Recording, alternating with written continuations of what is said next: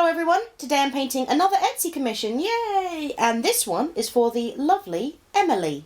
I put the call out on Twitter and some of you mentioned you wanted to hear about my experiences with painting, and some others said you wanted to hear about my experiences at school. So I've put the two together and now you get to hear all about me studying art at school. So, let's start at the very beginning, which is a very good place to start. That's for Astrid. I've always loved drawing.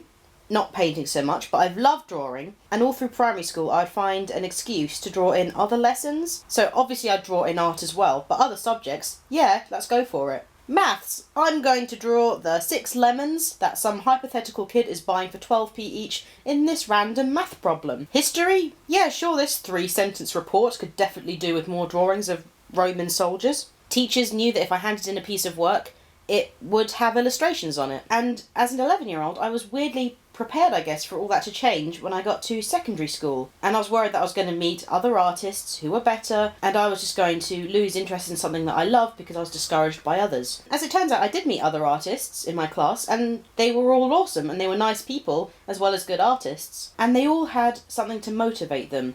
And that really struck me. They wanted to draw to express their rage, or to design a new character, or to even, in some cases, make a political statement. I mostly drew for my own amusement, which, I figured was fine, but it always kind of made me question, am I a real artist?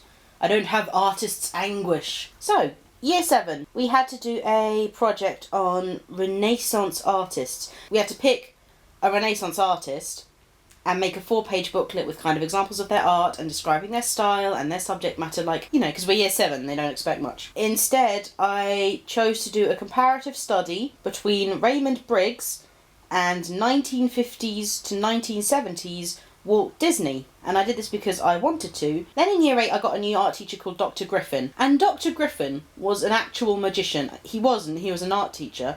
But he started every lesson with a painting demonstration that always, without fail, looked like it was going wrong. Like he'd play a piece of music and say, I'm going to paint this song, and my sceptical 12-year-old classmates were like, fuck you are. And then they'd all have to shuffle away in shame when sure enough Dr. Griffin would step away from the canvas with a painting that somehow looked exactly how Pink Floyd sounded. I don't remember much from Year 9 because I just know that I had an art teacher who was obsessed with us always drawing birds. So I think I must have just blocked it from my memory. But the one thing I do remember is that my final piece was just this kind of horrendously misshaped, massive papier-mâché phoenix, because fuck her, basically. In Year 10, GCSE started. Yes, because the subject matter got more serious. Because now we were serious artists. Because we'd chosen to take art as a subject at this point instead of, geography or something.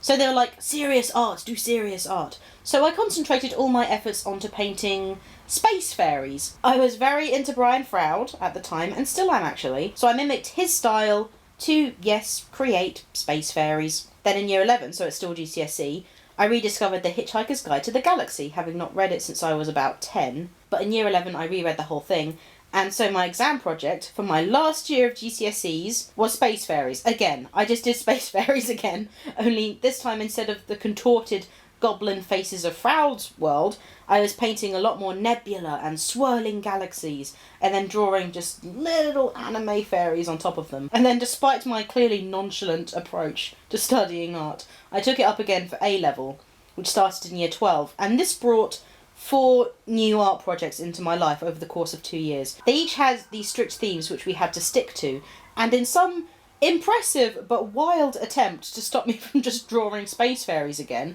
my new art teacher assigned me for my first project the theme of my school bag. I shit you not, she wanted me to do a still life of my school bag for half a year.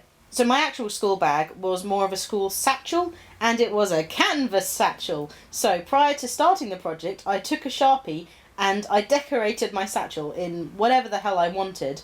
So once my final painting of the bag was complete, I then spent the rest of that term drawing over the paint to include the new space-fairy designs from my real-life bag. And then the second project for A-level was a study and style investigation. My brother had recently introduced me to Fear and Loathing in Las Vegas. Excellent book, by the way. So at the time I was completely fascinated by all these political cartoons by Ralph Steadman.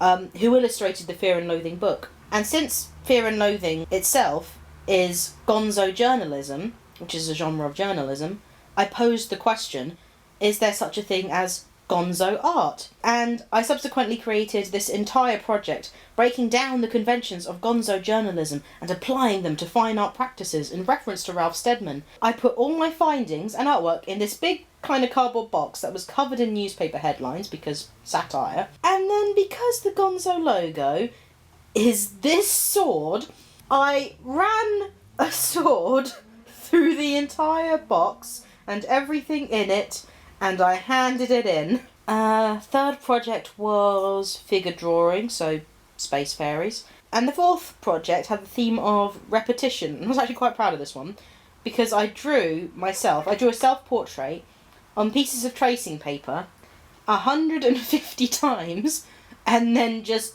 glued them all together back to back. And through all of those 7 years, though, I hated painting. I wasn't a confident painter. I was a drawer. I was a cartoonist. I liked to make comics and draw fan art of Nickelodeon characters, and of course I liked to draw space fairies. And I actually didn't fall in love with painting until university, and once I loved it, I forced myself to learn to be good at it. So even though it was my favourite subject, and even though I always said I wanted to be an artist, without a doubt, I did nothing but screw around in art class for 7 years, because apparently doing what I wanted, or doing something because it was extremely funny, was always the only motivation my artwork ever needed. Not that you can tell, of course.